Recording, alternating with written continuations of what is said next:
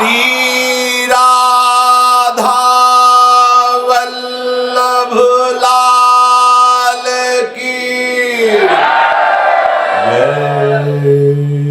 महाराज जी, आपके चरणों में कोटि कोटि प्रणाम।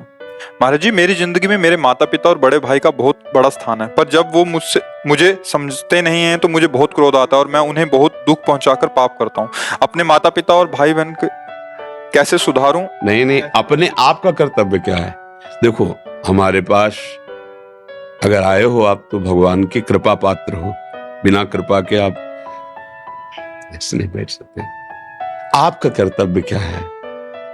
माता पिता, बड़े भाई, आपका कर्तव्य उनके प्रति क्या? अगर ये देखोगे तो कभी त्रुटि नहीं होगी। आप उनकी कर्तव्य, उन्होंने बहुत बढ़िया कर्तव्य, आपको 9 महीने पेट में रखा है, अपना दुग्ध पान कराया है, आपका मलमूत्र साफ किया है माता ने। पिता का हर उद्देश्य रहा है कि आपको स्वस्थ बनाएं, पढ़ाएं, लिखाएं, ऐसा बेटा बने कि 4 को सुख पहुंचाए और नाम हो कि ये अमुक का बेटा है। उनको आप कटुभाषण कैसे बोल सकते हो? बड़े भाई हैं, ठीक है, उनका स्वभाव, उनका प्रभाव, उनकी चाहत उनका है। मेरा कर्तव्य क्या? मैं उनके छोटा हूं, झुक के पैर छूना, जो बात करना, बस ये ध्यान रखना मेरे बड़े भाई हैं, इतना सम्मान।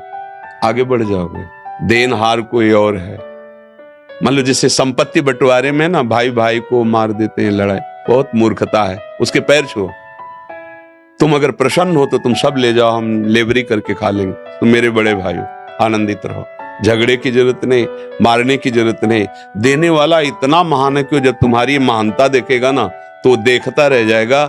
उसके पास तो एक सीमित है, वो असीम सामर्थ्यशाली आपके पक्ष में हो जाएगा। पर ये बात जल्दी समझ में नहीं आती ना। छोटी छोटी संपत्ति, छोटी छोटे पैसे में हम अपने बड़े जनों का अपमान कर देते हैं, हिंसा कर देते हैं, ऐसे अपराध कर देते हैं कि जीवन दुखी हो जाता है। नहीं, आप विवेकवान बनो। हाँ, माता पिता और बड़े बुजुर्गजन या बड़े अपने से जो पद में हैं, हमें उन्हें प्रणाम करना चाहिए। देने वाले तो प्रभु है, आप समझो।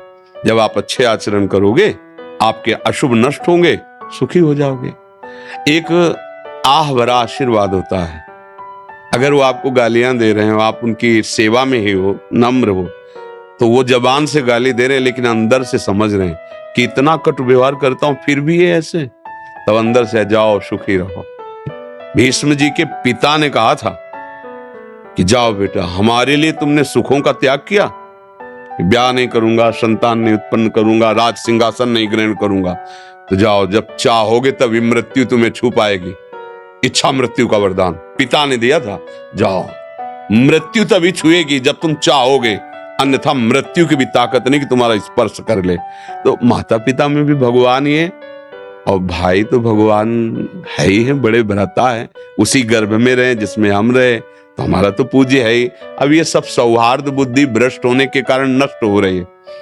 अब गंदे लोगों का संग, गंदा आचरण, गंदा खान पान, तो फिर भाई को दुश्मन, माता पिता की तरफ वो अपमान वाली दृष्टि रहती। थप्पड़ मार देते माता पिता को। जिन हाथों में तेल मालिश करके उन्होंने परोपकार के लिए, परम कर्तव्य करने के लिए हमें पुष्ट किया, मैं उन्हीं हाथों से उनको पीट रहा हूं, उनको गाली दे रहा हूं। उसी जबान से जिन्होंने मुझे बोलना सिखाया, जिन्होंने पकड़ के चलना सिखाया, उन्हीं को हम कष्ट। मतलब थोड़ा विचार करके क्या होता है, हमारी पशुता बुद्धि में छा जाती है, तो अपने बड़े जनों को, बुजुर्ग जनों को ऐसे कभी मत करना बच्चा। अब लो नशानी अब ना नसो, हम जो कहें उस बात को समझ जाओ। यदि माता पिता और बुजुर्गों का और बड़े जनों का आदर करोगे ना, तो हम ये नहीं कहते तुम्हारा पति बन जाओगे, लेकिन जो अरबपति को सुख नहीं वो तुम्हें मिल जाएगा। हृदय में संतोष, धैर्य, शांति, गंभीरता, बात समझ लो।